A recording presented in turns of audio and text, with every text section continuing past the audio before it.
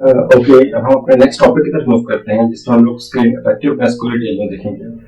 Screen effectiveness actually this is the translation of the real measure of separation success. आपने separation के different phenomena देखे, screen की different problem देखे, इनको कोप out करने की मेथड देखे। तो अब हम देखने लगे इसकी टोटल इफेक्टिवनेस कितनी है, उसको हम ये कैसे कर सकते हैं। For example, you might think a screen is working fine just because 90% of the material passes through it. But what if the wrong particles are passing through? That's where screen effectiveness or screen efficiency comes in. It tells the full story, not just the past, but the precision of the past. Okay, यहाँ पर अब हम एक film situation को देखते हैं। यहाँ पर साइजेस आपके पास पेन में सीट ट्रेस के अंदर कलेक्ट किया आपने, और टोटल मैच इनका 1000 ग्राम्स है। तो यहाँ पर आपने कमेंट करके बताना what could be the consequences of the poor scanning effectiveness in pharmaceutical और food processing plant. Share your thoughts below. ये डाटा भी आपका फेमिलियर डाटा है, जहां पर हम लोगों ने एनालिसिस किया था, मैस रिटेन और मैस कम्युलेटिव प्रेसिंग और रिटेन की डाटा निकाला था, और इसका वैल्यू पास आपको 1000 था। ओके, लास्ट में हम लोगों ने बात की थी वाई एक्सिस की, जहां पर हमारे पास एक्सिस में रिटेन की बात की थी, पासिंग की बात की थी। नाउ अब हम एक्स एक्सिस को भी देख लेते हैं कि डिफरेंशियल प्लॉट के अंदर हमारे पास लीनियर एक्स एक्सिस होता है, और कम्युलेटिव प्लॉट के अंदर हमारे पास लॉगरिथमिक एक्स एक्सिस होता है। और जो कम्युलेटिव प्लॉट है आपके पास, वो D10, D50 एंड D90 के बारे में बताता था, और ये प्रॉपर्टीज आपके पास percentage of material below 10% of sizes and above 90% of sizes, and what is the exact value at 50% of size जो प्रेजेंट है हमारे पास मटेरियल के, उसके बारे में इंफॉर्मेशन देती है। इसके अलावा आपके पास डिफरेंशियल कम्युनिटी प्लॉट्स में जहां पर आपके पास ओवरले आते थे, वहां पर आपके पास मॉडल साइज, यूनिफॉर्म प्रोडक्ट और ब्रॉडर डिस्ट्रीब्यूशन या ब्रॉडर डिस्ट्रीब्यूशन या नैरो डिस्ट्रीब्यूशन के बारे में बताते हैं। ये डिफरेंट कॉन्सेप्ट जो आप लोगों ने देखे थे, और इनकी जरूरत क्यों पड़ती है हमें, because more articles are near this size useful for targeting the operation like sizing, screening, fluidizing per design, injecting fluid predictions. Actually sizes आपके पास माइक्रोमीटर्स में है, या माइक्रोमीटर्स में मिलीमीटर्स में होते हैं, और एक स्क्रीन से दूसरी स्क्रीन के दरमियान जो डिफरेंस ऑफ साइज होता है वो एक दूसरे के बहुत करीब होता है, तो इसलिए इनकी जरूरत होती है। यहाँ पे हम देख सकें कि अगर हम प्रॉपर्ली अपने डिजाइन करने हैं इक्विपमेंट और डिफरेंट ऑपरेशंस के लिए, तो आप इनके साइज पैरामीटर को सेट कर सकते हैं। ओके, ये कुछ आपके पास जो आपके पास लास्ट टाइम हम लोगों ने ट्रेन किए थे, और यहाँ से अगर आपके पास डाटा मिलता है तो आपके पास साइज जो है वो बॉर्डर मौजूद है, और अगर आपके पास ये जो टॉप बार आती है वो नैरो आती है, डाटा जो है वो मिडिल पोर्शन के करीब आता है, या किसी एक पोर्शन पर मिडिल पोर्शन ना हो, right to left, left to right किसी पोर्शन में हो, तो इट मींस आपके पास यूनिफॉर्मिटी को इंडिकेट करता है। अगर आपके पास पैराबोला कर्व ड्रॉ किया तो इट मींस आपके पास जो डाटा है वो यूनिक नहीं है, बल्कि वो यूनिफॉर्म डाटा है, बल्कि डिफरेंट है। Okay, efficiency like mass of undersize in the product and mass undersize in feet multiply by 100। मिसाल के तौर पर आपके पास स्केलिंग एफिशिएंसी की बात करें तो अंडरसाइज प्रोडक्ट, यानी कि कोई जैसे आपके पास मल्टीपल स्केलिंग थी, तो स्केलिंग एफिशिएंसी के अंदर आप किसी एक स्क्रीन प्रोडक्ट को चेक करेंगे जो उससे पास आउट हो, अंडरसाइज होती है। मसलन कि अगर 5 सेव है तो 5 हर सेव के आपके पास जो एफिशिएंसी है वो डिफरेंट हो सकती है। तो अब किसी एक सेव को कंसीडर कर लेते हैं कि जहाँ पर फीड रेट आपके पास कंटिन्यूस फीड है तो वो 500 किलोग्राम पर आवर है, product under size in feed आपके पास 280 kilogram and feed under size आपके पास 350 किलोग्राम। एफिशिएंसी आपके पास क्या बनती है, आपने कमेंट सेक्शन में एफिशिएंसी निकाल कर अपना आंसर बताना है। स्क्रीन एफिशिएंसी के अगेंस्ट हमारे पास दूसरी टर्म आती है स्क्रीन इफेक्टिवनेस के लिहाज से। इसको हम ईटा से रिप्रेजेंट करते हैं, कहीं एन से रिप्रेजेंट करते हैं, कहीं ईएस से रिप्रेजेंट करते हैं, ठीक है, डिफरेंट नोटेशंस है, but screen efficiency and screen effectiveness दो डिफरेंट टर्म्स हैं। ओके, स्क्रीन इफेक्टिवनेस में हम क्या चेक करते हैं, it is a percentage of material of desired size that successfully passes through the screen compared to what was originally in the feed।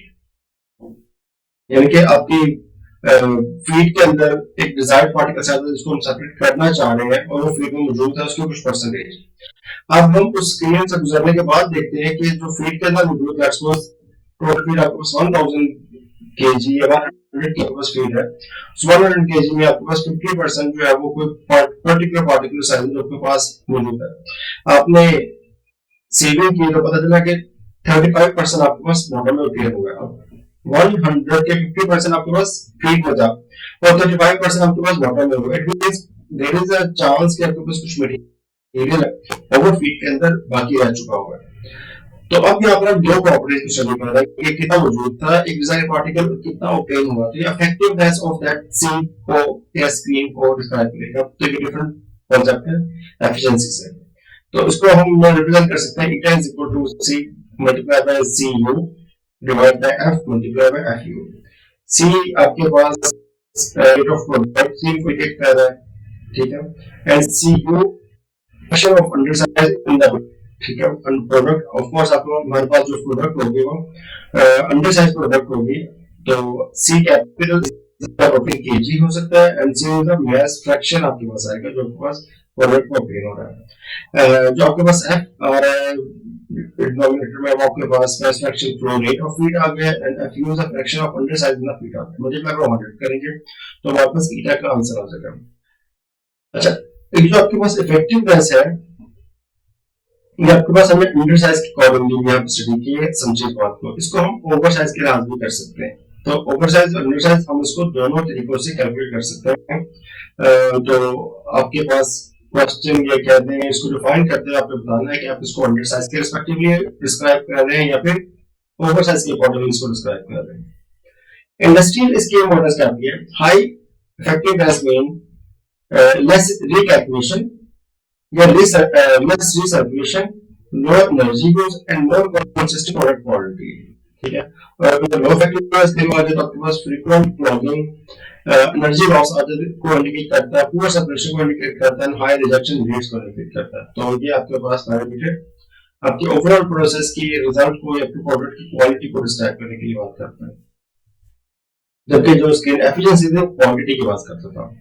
Example लेते हैं हम लोग, सपोज करें आपके पास एक feed has a 60% material 2 millimetre, एक फीड के अंदर जो मटेरियल आपके पास 2 मिलीमीटर से लेस 60% मटेरियल मौजूद है।